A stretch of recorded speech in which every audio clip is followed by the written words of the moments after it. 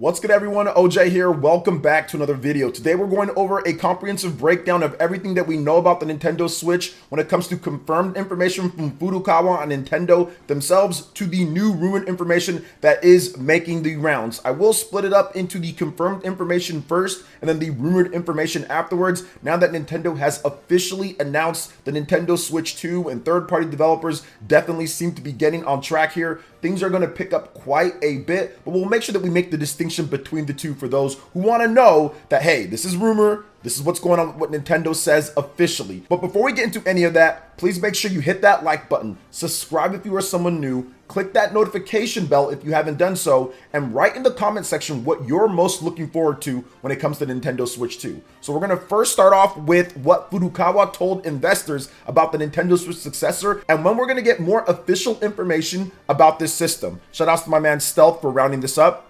As with previous announcements of new hardware, we will continue to release information in phases leading up to launch. Now remember, we do have a big June Nintendo Direct that will be going over second half Nintendo Switch software. There will be no mention of the Nintendo Switch 2 or the Nintendo Switch successor, however you want to call it. I'm going to call it Switch 2 for this video. There will be no mention of that in the June 2024 Nintendo Direct. So if you want to see what we could see in that Direct, I just recently did a video that I'll have linked for you guys in the description below. Now let's move on to the next thing here, guys, and we're going to talk about what Furukawa and Nintendo classify this next system. How is the form factor or what it's actually going to be like? Because some people still feel that Nintendo could move away from a Switch hybrid device, but spoiler alert, that's not happening. So once again, shout out to my man Stealth for rounding up this information. Furukawa then went on to tell investors that the Switch 2 is the Switch Next model. So it is essentially keeping that form factor, keeping that structure of the hybrid design where they're going to have a fusion of home console and portable all into one. However, like we're going to get into later, this thing's going to be far more home console when it comes to power and what you would expect than what we saw with the Nintendo Switch in its later years in its life. So it's very exciting. But once again, this is something that we kind of knew about even last year, and probably you can even just anticipate that Nintendo was not going to move off of the Nintendo Switch model and form factor when everybody in the whole industry was copying them on that, and it's a very successful form factor. It's obviously the new thing to have a portable slash home console hybrid that you can dock up to your TV, you can take on the go. I kind of see it as a cell phone, and I talked about this back in 2017 when people were saying, no, I just want a console that just sits there. I'm like, guys, this is going to be like a cell phone where everyone just starts adopting this type of model, or at least has something like it. And we're seeing that with maybe rumors with Microsoft, and Sony put out the PS Portal. We have the Steam Deck, we have the ROG Ally, we have all these different things that came about after the success of the Nintendo Switch. So Nintendo's going to stick with it, but it seems like things are going to be ramped up quite dramatically from what we saw before with the Switch. Now let's go ahead and move into what Nintendo's saying about resources and games for the Nintendo Switch base, the original, and the Nintendo Switch 2, because some people are wondering, wait a minute, are they going to continue supporting the Nintendo Switch afterwards? Are they going to stop cold turkey like they've done before in the past when it comes to new systems, or just have like one cross-gen game? What are they going to do with this system? So here's what Furukawa had to say to investors recently. Quote, "Since it takes years to develop a new successor, it is true development resources are being considered for it at the moment. However, we're still developing new software for the Nintendo Switch, so please look forward to the June Direct." So very similar to what I talked about here, guys. Nintendo is still going to be making software for the Nintendo Switch. They've still got some big games and other things to be released on the system, and I wouldn't be surprised even next year, even the year after, Nintendo still has a game or two, a smaller project or two, something like the Nintendo World Championship, something like that, that can be on the standard Switch 2-3 years from now if they decide to make more versions of that, like let's say a Super Nintendo version of that. Absolutely, Nintendo's not going to give up on the cash cow at this point. And another thing that you have to realize, Nintendo has made more profit now at this point with the Nintendo Switch era than previous gens, multiple gens combined. I will have a separate video breaking that down and going over the significance of Nintendo's profitability and how it comes to what they're doing going forward, but that will be a video for another time. But yes, it's pretty crazy. So Nintendo definitely wants to still sell the Nintendo Switch, I think, even after the Switch 2 comes out, they will probably drop the price and they'll do other things. But yeah, they're still making software and they're gonna ride out this year with big Nintendo Switch games. Now, it might not be Tears of the Kingdom, or it might not be Super Mario Odyssey or a big brand new Xenoblade game, but I still think that we're gonna get some pretty good games like a Fire Emblem 4 remake, Legend of Zelda, Twilight Princess, Wind Waker, Metroid Prime 2, 3, and maybe even 4 could all come in this year in the second half to really give the Nintendo Switch that push that it needs to get even bigger and more sales, because they are forecasting 13 million units from that at this point to March of next year, and they're going to need software in order to get that done. Now let's continue on with the game development theme here that we have with the Nintendo Switch 2, and Nintendo has warned investors that yes, things are getting pricier, things are getting more complex, things are going to take longer. This is something that always happens whenever Nintendo moves to the next generation when it comes to making software. Things just get more complex overall, just like any company that makes video games. But here's what he had to say on that. So, quote, he also states that he believes that further lengthening complexity and sophistication of game development is inevitable in the future, and that M&A is one of the possible means to address this, but added, first of all, we would like to develop human resources who understand Nintendo's brand well within the company and who will be responsible for Nintendo's future development, along with developers who have built our brand over the years. However, the company's basic policy is to, first of all, understand that Nintendo brand well within the company and develop human resources who will be responsible for the future development of Nintendo, together with developers who have built the brand over the years. So it's essentially a succession program. One of the things that Nintendo also stated with Mr. Furukawa when it comes to Switch 2 and their brand and what they want to do going forward in the future is that they don't want to go out there and get a bunch of acquisitions for people who don't know Nintendo's culture, don't know Nintendo's brand. That doesn't necessarily benefit them to make the type of games that they want to make. You end up having a little bit of an identity crisis and people who bring in other ideologies and other types of ways that kind of maybe mess up what you're doing. And that's not to say that they're not open to that, but Nintendo wants to hire a bunch of new developers, get them when they're fresh, right out there, out of college and all that. They hire all the time, and they want to train them in how they do things, how to make the proper Mario game, how to make the proper Zelda game, how to make the proper Splatoon, how to make the proper types of games that Nintendo puts out. And then they want to convert those guys into leading roles to where they can have their own games, to where they can do their own big things for the future. And that's how Nintendo's been able to do things for the past 40 years that they've been making games. We've had so many new developers. Everybody who made Super Mario 64 is not the team who's making Super Mario Odyssey. The people who made The Legend of Zelda on the NES is not the exact same team who's making The Legend of Zelda Tears of the Kingdom, right? So you have to have that succession program. You have to be bringing in new blood. But with that, when it comes to Nintendo Switch 2 and them getting bigger and badder software, more complexity, you're going to have games that take longer. But Nintendo does have a very interesting way of how they handle this when it comes to starting development, shifting teams, getting the right people to do the right job to be the most efficient as possible. So I'm very interested to see how Nintendo lays that out and what they have for their first year when it comes to games. Because like they said, they are developing quite a number of resources for this Nintendo Switch 2 for the launch. They're making sure that they cross all their T's and dot all their I's. That's why I think it's also taking so long as well. Another bit of information is that Nintendo's also stated to investors that they don't plan to have the launch issues when it comes to availability that we saw with the Nintendo Switch. So they foresee that they're going to have plenty of consoles for people to go out there and pick up. I'm guessing at this point, since the Nintendo Switch, when it launched back in 2017, it had 2 million units, and that was coming off the Wii U and the 3DS that had pretty bad launches overall for sales. I'm guessing they're going to at least double to triple that.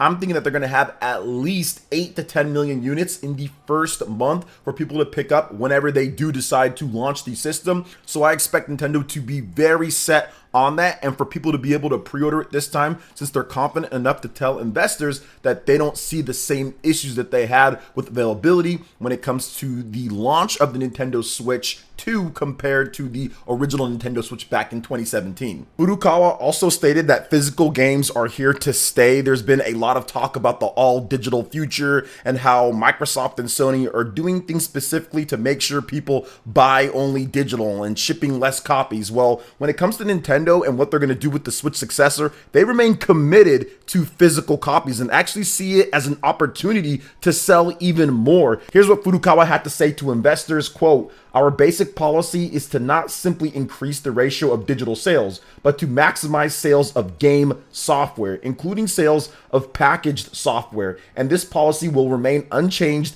in the future. Under these circumstances, we need to increase convenience for both customers who play the packaged version of the software and customers who play the downloaded version. And we hope to continue to make further improvements and innovations in the future." Now, I want to specifically point this out because there's been obviously no company's perfect. And I'm not going to sit here and say that Nintendo is, Microsoft is, Sony, or anybody else. But there's a lot of, anti-consumer sentiment that people will shift towards Nintendo when it's rightfully so, and sometimes when it's not. This right here is super pro-consumer because digital software overall, remember, you're getting a key, you're getting an unlock. You don't actually have anything physical in your hands. That can be taken away from you very easily. Tangibly, not as good as physical media. Convenience-wise, it's awesome. Nintendo is actually preparing and trying to push software overall. What's best for digital consumers, whether it's going to be some type of program to where if you buy one, you can get one cheaper like they've done with the Nintendo Switch, like you get like the tokens or whatever, the Switch vouchers that they did have, or it's physical software where they have cool special editions or other things that you can do, like the Nintendo World Championships NES edition that they're doing. So it's to increase both. And then digital, it's not $60, it's $30. So there is incentive for people that love digital and people that love physical. That to me is super pro-consumer, and this commitment to physical game sales is very reassuring to me, at least. So this is awesome that Nintendo said this and confirmed it for the Nintendo Switch 2. But now we're going to go ahead and move on to the next thing here, guys, and we're talking about some of the rumors that have been out there with the Nintendo Switch 2. Let's start off with a big one that many of you guys are very, very interested in, and that is backwards compatibility, and that's full backwards compatibility, not just backwards compatibility with physical games, but digital accounts, the whole shebang, everything. And it seems like Nintendo is saying, yes, we've got that for you guys.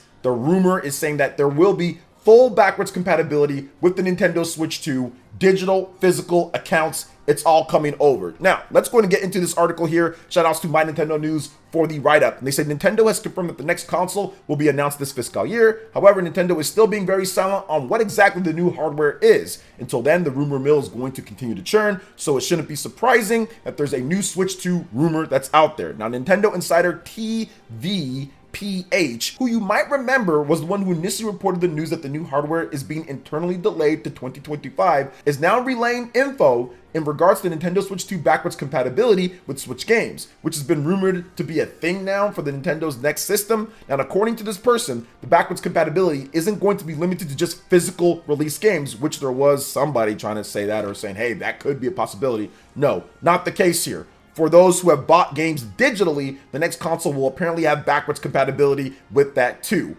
And Nintendo has already confirmed in their investor meetings that there will be Nintendo accounts. Now, I want to talk about this just a little bit before we move on to the next thing, because I've been saying that it's going to probably have full backwards compatibility. I know my good friend MVG made a video saying, hey, hold up, backwards compatibility isn't a given. And many people felt that maybe there isn't going to be backwards compatibility. And their reasoning was Nintendo's going to pull a Nintendo. It wasn't like, oh, it's, you know, it's this or it's that or it's technical. At least MVG put technical things. It's because Nintendo's stupid, and ignore the 3DS to DS, ignore the Game Boy to Game Boy Advance, ignore the Game Boy Advance to the DS, ignore all of that, ignore the GameCube to the Wii, you know, the Wii to the Wii with backwards compatibility, ignore all that. Let's just put that out there. But Nintendo has a okay track record with backwards compatibility. They usually do it a lot, quite a bit when it comes to their systems. And anything that's been considered portable or modular in any type of way has had backwards compatibility for the most part. Now you have the hybrid system. Obviously, you have a very popular big system like the Nintendo Switch. You're going to want people to be able to buy the older game. If you don't have Splatoon 4 ready,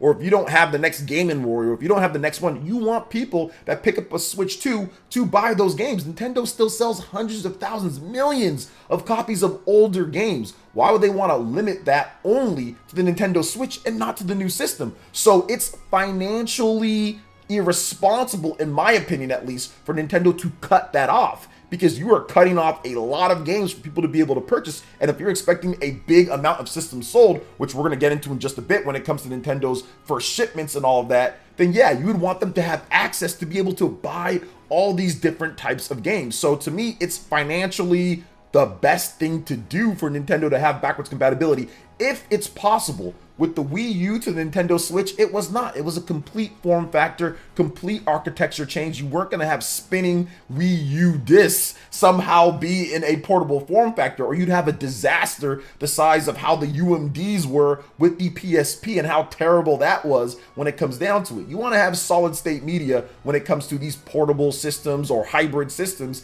and being able to have the digital and physical and your library and have the long-term relationship with customers, which Nintendo has stated again, they've reiterated, is very important. Now, if you go back and look at some of the stuff that I've talked about, Nintendo has stated how they're going to migrate over their accounts for a while now. And since like 2020 or 2021, they talked about the 20XX system and how they want to have that long-term relationship. They want to be able to migrate accounts. Well, if you're migrating your account, you're probably migrating your games. And if you have Nintendo Switch Online, those games are coming over. So it only makes sense when it comes to Nintendo's full business structure and model. And I do think that, yes, they will have it. This guy was accurate when it comes to the 2025 thing. It does seem like Nintendo is not going to launch this system in 2025. So I do feel that, yes, that will happen. There will be full backwards compatibility. There will be all of that for you to have. And it'll be essentially the next Switch model, the next big new Switch model that is a step up, not an OLED, not a Switch Lite, but an actual step up and a new system that continues what Switch is about. And you need full backwards compatibility for that. So I expect there to be full backwards compatibility. Maybe there might be some issues here and there, but overall, I expect it to work pretty smoothly overall, but we have to wait and see. That is a rumor. Now let's go ahead and get into the next thing here, guys. Shout out to my man Stealth once again. We do have some huge rumors on exactly what's going on with the tech specs of the Nintendo Switch. Now, apparently a lot has leaked here. Once again, I want to stress that this is a rumor, so keep that in mind. It is a rumor. So Stealth put this up on Twitter stating that Switch 2 hardware shipment information seems to be making the rounds on Family boards. Nexon 619 did a good job of actually breaking this down, then Stealth kind of took it as well. So if you look at it just straight up handheld mode, right now it's right above PS4 before DLSS. So people talk to me all the time about what's the power going to be like. Is it going to be like PS4? Is it going to be like kind of PS5? Is it going to be like Xbox Series?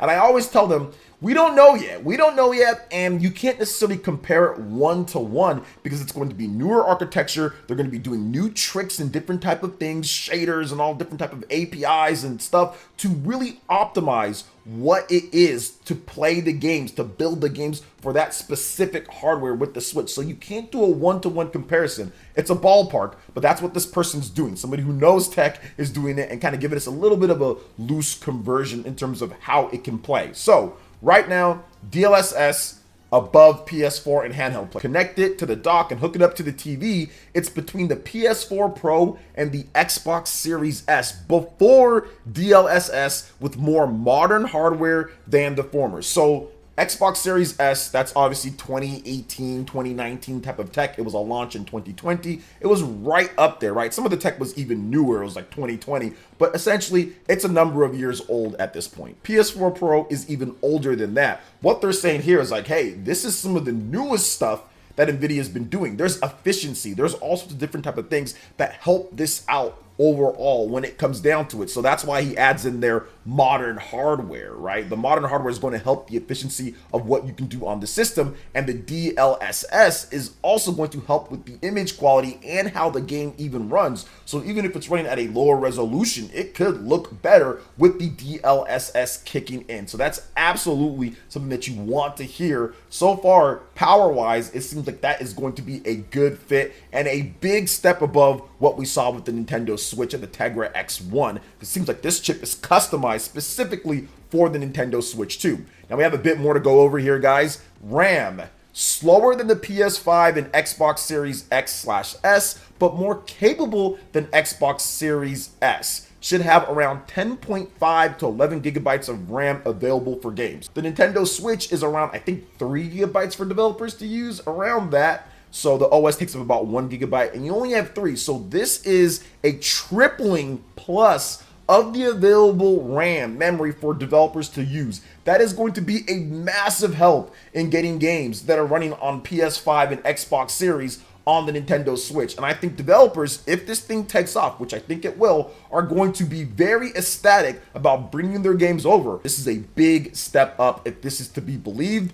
Now, next up, we got the storage, and this is also very important. We have UFS 3.1's max speed should be a hair under Xbox Series X/X, and this is 2.1 gigabytes versus 2.4 gigabytes. So it's right up there when it comes to the storage speed, how fast you can access what you need and get that on your screen. So that is also very, very good as well.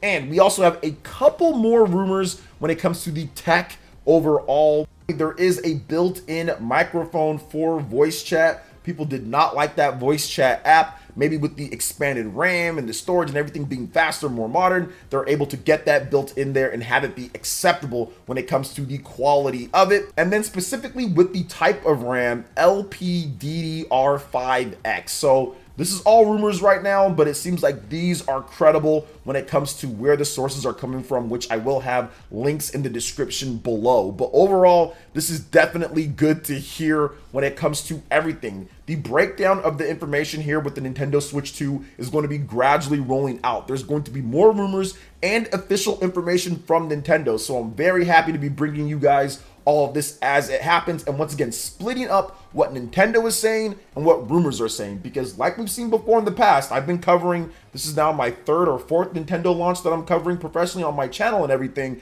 We've seen so many rumors that end up not being true. I was suckered into a lot of them in the previous generation, so keep that in mind, guys. Don't believe everything that you see out there. There's going to be a lot of headlines, a lot of clickbait, a lot of all this different type of stuff, people saying things, but we have to make sure that we separate what is happening with what Nintendo officially confirms and rumors that are out there, and look at the sources that say them. How credible are they? Have they gotten things right before? So that also has to play a part into it, and I'll do my best to separate that and go from credible sources for you guys so you can get a good lead up to launch, because the last thing that we need is misinformation, lies, and complete nonsense clickbait all over the place, because I've seen enough of that when it comes to the Nintendo Switch 2 already. So we're going to break it down. We're going to make sure that we have a good time with this. But what do you guys think about everything that we've discussed so far when it comes to Nintendo Switch 2? Let me know in the comment section below. All right, guys, that wraps it up for this video here. Thank you so much for watching. I do appreciate it. Please make sure you hit that like button, subscribe if you are someone new, click that notification bell, and check out my other Nintendo Switch 2 RPG news and all of that right here on screen. Thanks for watching. We'll catch you guys for the next one. Peace.